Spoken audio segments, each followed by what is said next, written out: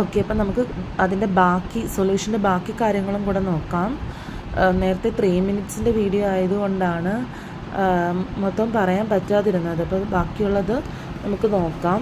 അപ്പോൾ ഇതിൽ പറയുന്നതെന്ന് വെച്ചാൽ ഡെൽറ്റ ടി ബി എന്താണെന്നാണ് ഡിനോട്ട് ചെയ്യുന്നത്. ഡെൽറ്റ ടി ബി എന്ന് പറഞ്ഞാൽ elevation of the boiling point ആണ്. നമുക്കറിയാം ബോയിലിംഗ് പോയിൻറ്റിനെ നമ്മൾ ബി എന്ന ലെറ്റർ കൊണ്ടാണ് സൂചിപ്പിക്കുന്നത്. അപ്പോൾ ഡെൽറ്റ ടി ബി എന്ന് ഉദ്ദേശിക്കുന്നത് final boiling point minus initial boiling point ആണ്.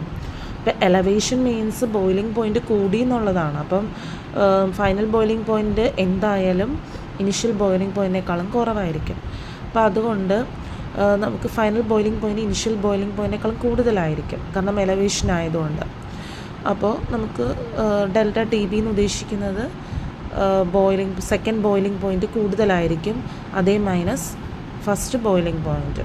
ഇനി ഡെൽറ്റ ടി എഫ് എന്ന് ഉദ്ദേശിക്കുന്നത് ഡിപ്രഷൻ ഓഫ് ഫ്രീസിങ് പോയിൻ്റാണ്. അപ്പോൾ ആ എഫ് എന്ന് പറയുന്നത് ഫ്രീസിങ് പോയിൻറ്റിനെയാണ് ഡിനോട്ട് ചെയ്യുന്നത്. ഓക്കെ, അപ്പം ഫ്രീസിങ് പോയിൻറ്റ് ഡിപ്രസ്ഡ് ആണ്. അതായത് ആദ്യത്തെ ഫ്രീസിങ് പോയിൻറ്റ് ഇപ്പോൾ ഒരു 4 ഡിഗ്രി സെൽഷ്യസ് ആണെങ്കിൽ പിന്നീട് 0 ഡിഗ്രി സെൽഷ്യസ് ആയിരിക്കും. അതായത് വീണ്ടും കുറയും freezing point.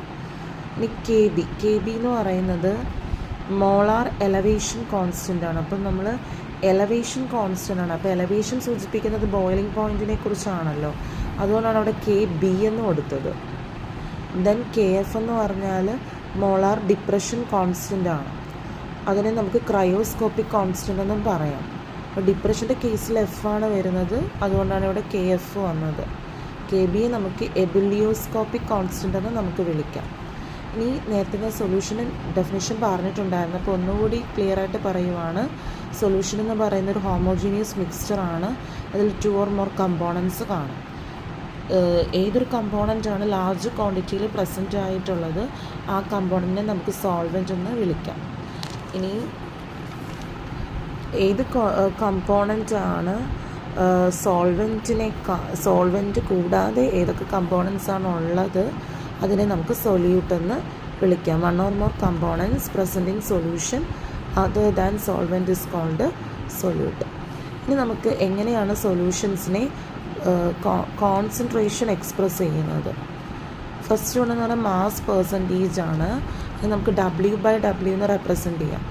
Mass percentage of the component എന്ന് പറയുമ്പോൾ mass of the component divided by total mass of solution into 100 ആണ്. അതായത് ആ കമ്പോണൻറ്റ് എത്രത്തോളം പ്രസൻ്റ് ആണ് അതേ ബൈ ടോട്ടൽ മാസ് ഇൻറ്റു